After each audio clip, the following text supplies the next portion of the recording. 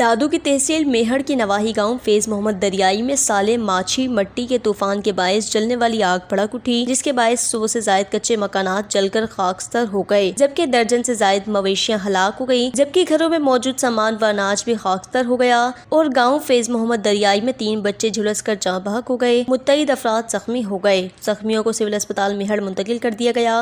تاہم آگ پر قابو پانے کے لیے متاثرین کئی گھنٹوں تک اپنی مدد آب کے تحت آگ بجھانے میں مصروف رہے۔ میونسپل کمیٹی میہر انتظامیہ کو فائر بریگیڈ بھیجنے کے لیے بروقت بھی اطلاع دی گئی، مگر فائر بریگیڈ خراب ہونے کے باعث نہیں پہنچ سکی، جس کی وجہ سے آگ بے قابو ہو کر مزید گھروں کو اپنی لپیٹ میں لے لیا۔ دوسری جانب میہر شہر 3 لاکھ سے زائد آبادی کا شہر ہے، مگر فائر بریگیڈ ایک ہے وہ بھی خراب ہے، جو کہ انتظامیہ کی سنگین غفلت اور نااہلی کا ثبوت ہے، اور ضلع بھر میں برنس وارڈ بھی نہیں ہے جو کہ جھلس کر زخمی ہونے والوں کو بروقت علاج کیا جا سکے۔ تاہم متاثرین نے حکومت سے مطالبہ کیا ہے کہ جانی و مالی نقصان کا ازالہ کیا جائے۔